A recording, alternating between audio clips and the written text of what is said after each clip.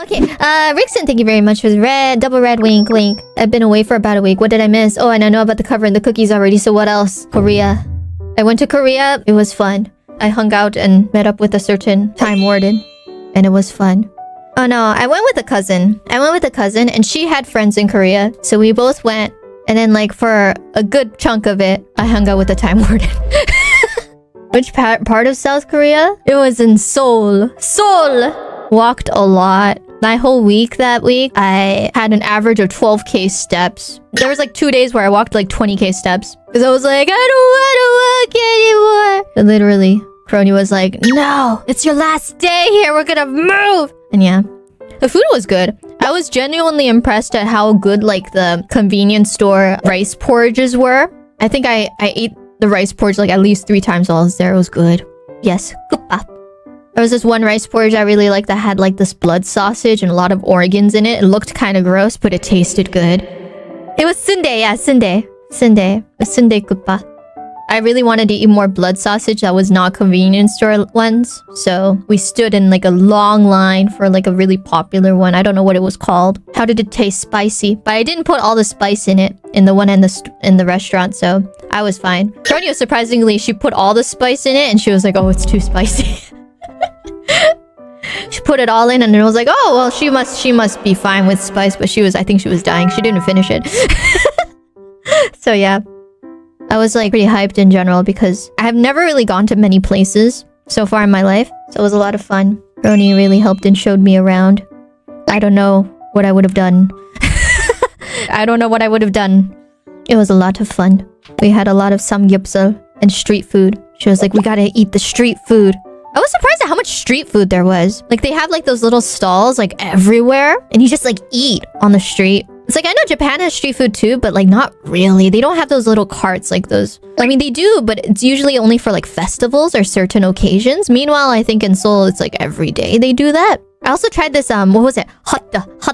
Hotta is like this little pancake that has like honey inside of it. It was really good. I really liked the hotta. She kept saying, hotta. We should go eat hotta. And I thought she was saying hot dog. I was like, oh, like a Korean hot dog? It was good. So we went to like 2 different samgyeopsal places. Kronii told me that like the second one we went to was more like the traditional way, like the more common way. And the first one we went to was like a little different where like the fry pan was like a lid. Like it was shaped like a lid, like a kind of like a mountain, and you cook it on top of that. That was pretty good. But the second place we went to, like we weren't really planning on having samgyeopsal twice, but we just passed by like this really crowded like outdoor samgyeopsal restaurant. It was like a little street that had like a bunch of samgyeopsal places. And it was really crowded, even though it was like a weekday. And it was like everyone was just like cramped up eating samgyeopsal outside. It felt very authentic. And it must be good if it's so crowded, right? And we were like just standing outside looking at the menu and then they just happened to have like, you know, seats for 2. So it's like, oh, sure. It was really good. I really enjoyed that. I heard it's like so popular that in like the weekends you literally can't pass by there. Like the streets is so crowded. There was like guards around the streets because of how many people there were even in the weekday. Did you like the second one better? I think I did like the second one better. The first one was really good too though. I did enjoy the first one. But then I had the second one. I was like, oh, it's good. But yeah, I bought a lot of skincare. I noticed that a lot of things in Korea, like they don't have any English description of the item, said item. So you just have to kind of look at it and hope you know what it is. Either that or I would like look at the skincare and be like, Kronii, what is this? Tell me what this says. What does this say? Kronii, help. While she was trying to shop for her own skincare, I was like, Kronii, help. What does this say? What is this? Is this a cream? What is it? What does it do? Yeah. Symbols, Kronii, what do they mean? Pretty much, yeah. I felt so independent because like for a lot of the time I was with Kronii, but sometimes Kronii would have something she has to do and then I would have to like be on my own for a bit. And like sometimes she'd be like, okay, are you able to get back? And I'm like, yes, I'll figure it out. And Google Maps doesn't really work there. It only works for like trains. So I was just like, oh, and then I had to download like this other app to know like how to get there, walking distance or whatever. She'd be like, okay, make sure you message me when you get back, okay? I want to know if you're safe. And I'm like, yes, I'm gonna be safe. It's a 15-minute walk. It's a 15-minute walk. I can do it.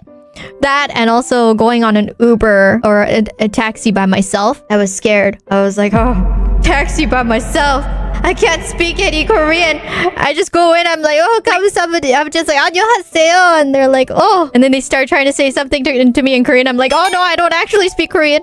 Me and Korean, we are planning on collabing like Little Nightmares 3 at some point. So we'll probably talk more about stuff there. Yeah.